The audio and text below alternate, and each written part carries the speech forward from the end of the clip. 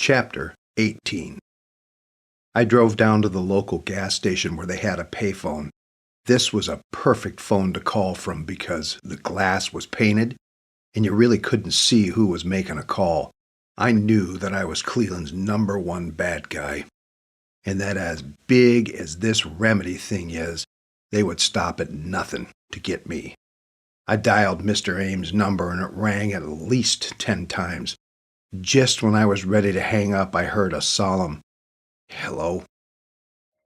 Mr. Ames. His voice changed completely. I hadn't spoken to him since Sarah's death, so I'm sure I was not on the top of his most favorites list. "You! Where the hell are you? You killed my daughter." I was silent for a second. "Listen to me, you son of a bitch. I know everything." In a sinister voice, he responded, "You don't know everything. I know enough to bury your ass for a long time. Mr. Ames, I saw your picture in the book." I didn't want to say too much because he still had a chance to hide things. "For what it's worth, Mr. Ames, I didn't kill your daughter. I tried to help her, and I loved her, and that is a hell of a lot more than I can say for your sorry self. I want that book back, and I want it now." "What about Chev?" "What about whom?" "You're gonna kill Chev if I don't give the book back to you. Ellis, you don't understand this organization, and I cannot tell you my involvement. This has come too far for me, Ellis, to let it go now because you have your own agenda." "My own agenda? Hell, Mr. Ames, I'm being set up in this whole thing, and I think you know it. What do you mean, Mr. Ames, that this has come too far?" "I'm not going to get into it with you, Ellis. I cannot jeopardize my pursuits by telling you what I already know. Ellis, if you ever want to see your daughter again, you'll bring me that book." "What do you mean, my daughter?" "Yes, Ellis, I lost Sarah, but I gained a granddaughter. I named her Sarah just to make you hurt like I do, Ellis. I was going to help you until you killed my daughter. Ellis, this process is much bigger than you and I, and Remedy believes it's unnecessary in society that has no true justice. The Remedy system is a faction of a court system that is basically inept and has offered freedom to criminals based on a said perspective or a painted mistrust. Remedy feels that the criminal's freedom undermines all of the efforts of a good policeman and woman. Listen, Mr. Ames, what you people are doing is wrong, and this is just another form of lynching someone. Mr. Ames, you can threaten me all you want, but I've made a copy of the book, and if anything happens to me, then you're just bringing it on yourself and all the others." I knew the copy of the book was made up, but it sure sounded good at the time, and it sure seemed to make him awfully nervous. "Suit yourself, Ellis. I think you're diving into a pond that's way over your head. Ellis, if you want your daughter, then you'll bring me that book right now." "Can't do that, sir. I'll take my chances." I hung up the phone. I knew now that I had to act quickly if there was any chance that I could save little Sarah. I opened the telephone booth door and started walking to my car. I was kind of walking and looking around as I walked to the car, and something caught my attention. I focused on the cars, and I noticed Chev's El Camino driving down the street. I looked harder, and I couldn't believe it. It was Chev driving. I put my hand up in an attention-getting motion and then quickly put it down. I had a bit of nervousness in my stomach. Why would Rave tell me that they had Chev when they didn't?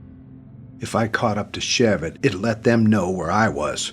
I was torn about what to do. But the more I thought about it, the more I knew I had to take a chance. I jumped in the car and sped up after Chev. It took me about 5 blocks before I got anywhere close to him. I could see the high school coming up on the right, so I sped up next to him and motioned for him to pull over.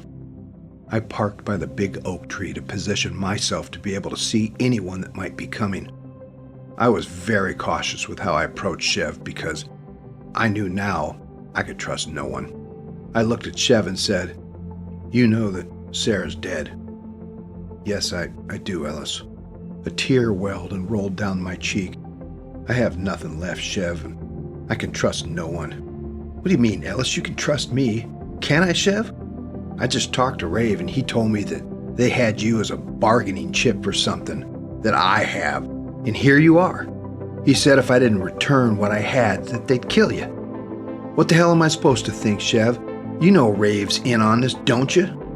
Rave? How do you know that, Ellis? I'm not going to give any more answers, Chev, because I don't know who I'm talking to anymore. Ellis, I think we need to try and work on some sort of deal with them until we can figure this out. I mean, if you're dead, Ellis, then there's nothing to work out, is there? Deal? What kind of deal, Chev? Well, you're just going to have to trust me that I can figure this out and save your sorry butt. What do you got in mind? I need everything you have and any information that you might know. Are you crazy? I'm supposed to give you my leverage and hope this works out for me? Yes, Ellis, that's exactly what I'm proposing. Do you have a better idea? You're going to have to trust me, Ellis. Chev, I hope you're not in on this because I have a daughter at stake in all this. You have a daughter? Yes, little Sarah. I thought you said, Ellis, that you were not sure that she was your baby. I am sure, Chev. I know in my heart that she's mine. In fact, that'll be part of the deal if I'm going to go along with your plan.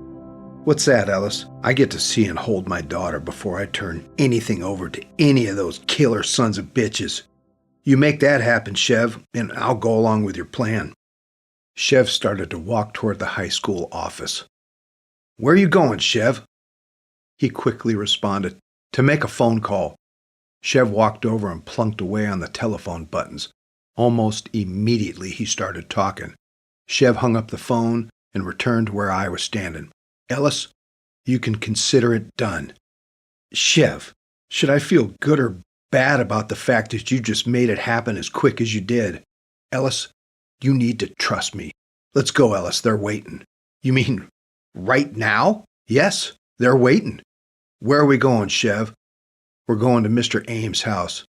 Chev, I'll have to meet you there. I have something to do before I go, considering it'll be my last day free. I jumped in the car and ran my final errand, and then went straight to the house. I was nervous walking to the door. I had never held a baby, and what kind of father could I ever be to a little girl? I approached the front door, and it opened before I even arrived. Come in, Ellis, a voice instructed. It was Rave at the door. Rave just shrugged his shoulders and said, Hey, once you're in, there's no getting out. I killed someone, and now if I want to avoid prison or death, then I have to do what they say. Yes, well, you can kiss my ass from this day forward. To me, you're dead, Rave. I pushed past Rave and stomped into the house. Where's my daughter? Mr. Ames stepped out of the hallway. First things first, Ellis, give me the book. Not a chance. My daughter or no book. I meant business. I had nothing to lose at this point. My conviction must have shown through.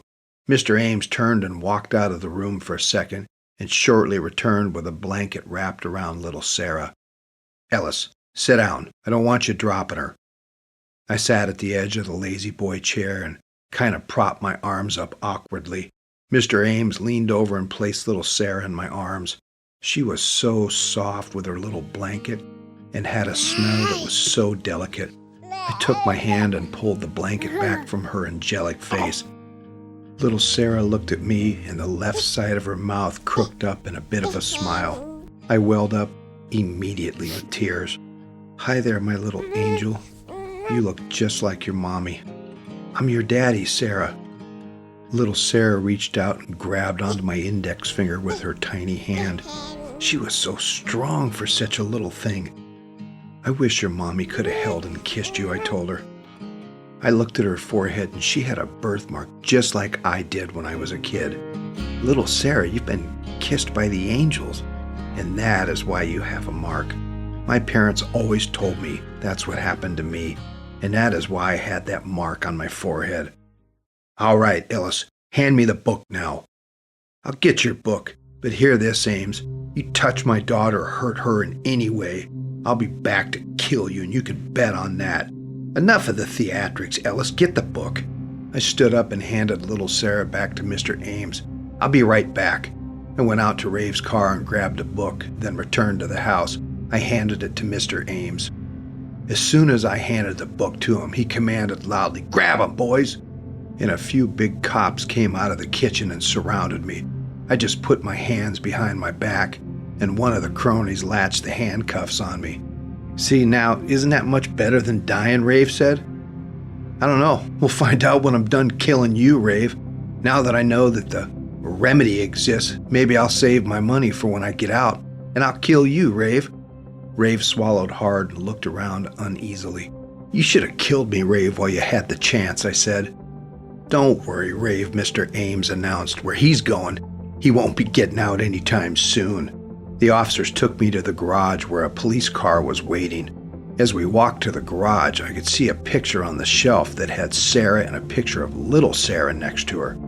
"Mr. Ames, since you've ruined my life, could I have one small request?" "What's that, Ellis?" he responded with obvious disgust. "Can I have the picture there on the shelf?" "Yeah, why not?" he responded.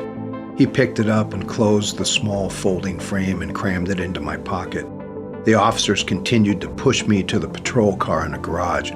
After I was in the back seat, the officer said, "Where do you want us to take him?" "Take him straight to San Quentin for the murder of Mathers and my daughter, and process him as a transfer. You know how to doctor the paperwork." "Yes, sir."